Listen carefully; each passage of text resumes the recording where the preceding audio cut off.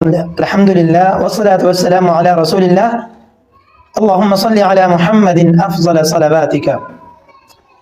آج کے ترجمہ و تفسیر قرآن کے سبق میں ہم سورۃ البقرہ کی آیت نمبر 26 پڑھیں گے۔ آیت نمبر 26، ان اللہ لا يستحيي ان يضرب مثلا ما بعوضة فما فوقها فأما الذين آمنوا فيعلمون أنه الحق من ربهم وأما الذين كفروا فيقولون ماذا أراد الله بهذا مثلا يضل به كثيرا ويهدي به كثيرا وما يضل به إلا الفاسقين۔ ترجمہ، ان بے شک اللہ تعالی لا یستحیی، باب استفعال سے فعل مضارع کا صیغہ واحد مذکر غائب ہے۔ لا یستحیی، وہ نہیں حیا کرتا یا وہ نہیں شرماتا، ان یہ کہ یضربا فعل مضارع سے واحد مذکر غائب کا صیغہ ہے، بیان کرتا ہے۔ مثلا مثال، ما جو، بعوضتن مچھر، فما فا پس، ما جو، فوقا اوپر، ہا اس کے، پس وہ جو اس کے اوپر ہے۔ بے شک اللہ تعالی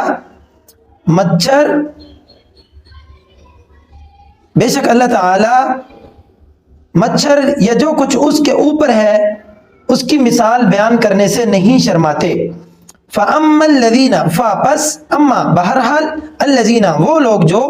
آمنوا ایمان لائے، فَيَعْلَمُونَ فا پس، یعلمون فعل مضارع سے جمع مذکر غائب کا صیغہ ہے، انا بے شک، وہ،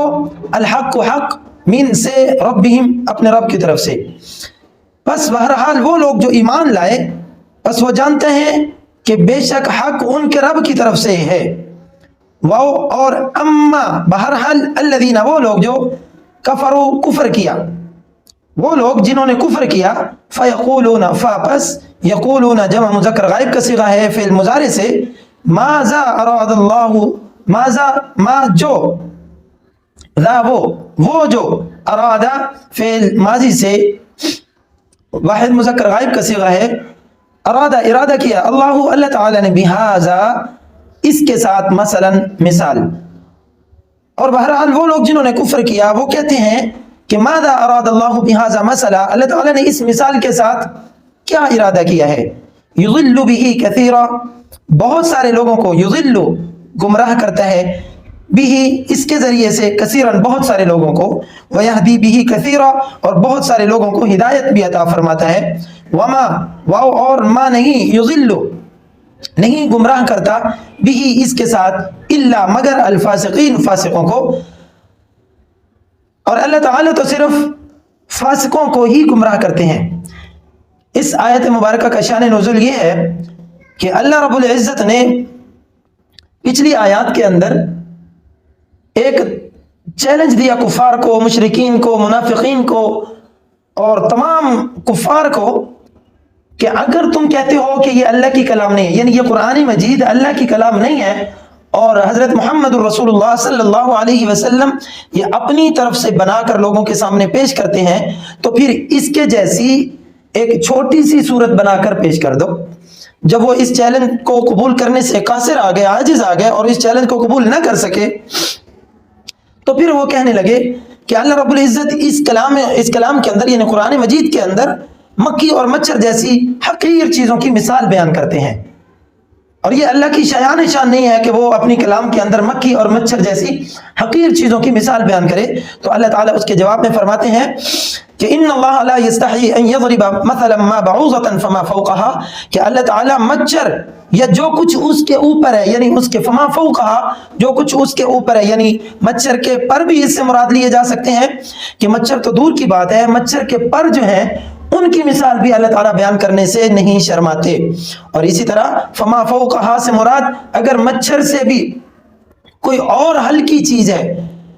تو اللہ تعالیٰ اس کی مثال بھی بیان کرنے سے نہیں شرماتے یا حیا نہیں کرتے. یعنی چونکہ 18,000 کم و بیش مخلوقات یہ اللہ تعالیٰ کی ہی پیدا کردہ ہیں، تو ان میں سے ہر ایک چیز کی اللہ تعالیٰ کے ہاں وہی ویلیو ہے جو دوسری چیز کی ہے. چھوٹی اور بڑی اللہ تعالیٰ کے ہاں تمام مخلوق کی ویلیو جو ہے انسان کے علاوہ باقی تمام مخلوق کی ویلیو اللہ تعالیٰ کے ہاں برابر ہے. تو اللہ تعالیٰ جس کی چاہے مثال قرآن مجید میں بیان کر دے. پھر آگے اللہ رب العزت نے فَأَمَّا الَّذِينَ آمَنُوا فَيَعْلَمُونَ أَنَّهُ الْحَقُّ مِنْ رَبِّهِمْ، جو لوگ ایمان لا چکے ہیں وہ تو جانتے ہیں کہ یہ اللہ کی طرف سے حق ہے جو رسول اللہ صلی اللہ علیہ وسلم پر نازل کیا گیا. یعنی یہ کلام یہ اللہ کی طرف سے برحق ہے، یہ سچ ہے، اس میں کوئی شک نہیں ہے. اور وہ لوگ جو کفر میں مبتلا ہیں، جو فسق و فجور میں مبتلا ہیں، جو نافرمانی میں مبتلا ہیں، تو وہ اس طرح کی باتیں کرتے ہیں کہ اللہ تعالیٰ اس طرح کی مثالیں بیان کر کے اللہ تعالیٰ کیا چیز چاہتے ہیں، اللہ تعالیٰ کس چیز کا ارادہ کرنا چاہتے ہیں کہ اس طرح کی مکھی اور مچھر کی مثال بیان کر کے کیا کون سا مقصد جو ہے وہ اچیو کرنا چاہتے ہیں. یضل به کثیرا ویہدی به کثیرا،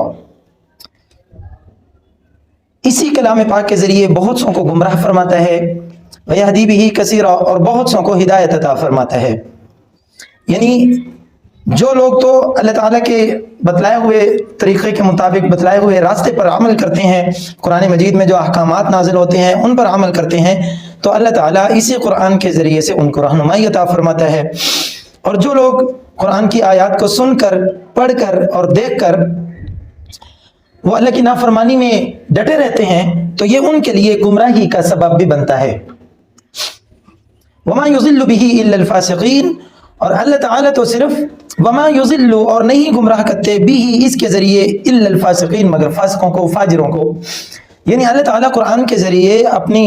پاک کلام کے ذریعے سے لوگوں کو گمراہ نہیں کرتے، مگر جو فسق و فجور میں مبتلا ہیں، جو اپنی ضد پر، نافرمانی والی ضد پر اڑے ہوئے ہیں، ڈٹے ہوئے ہیں، تو پھر اللہ تعالیٰ ان کو گمراہ ہی رہنے دیتے ہیں، ان کے لیے ہدایت کے دروازے بند فرما دیتے ہیں.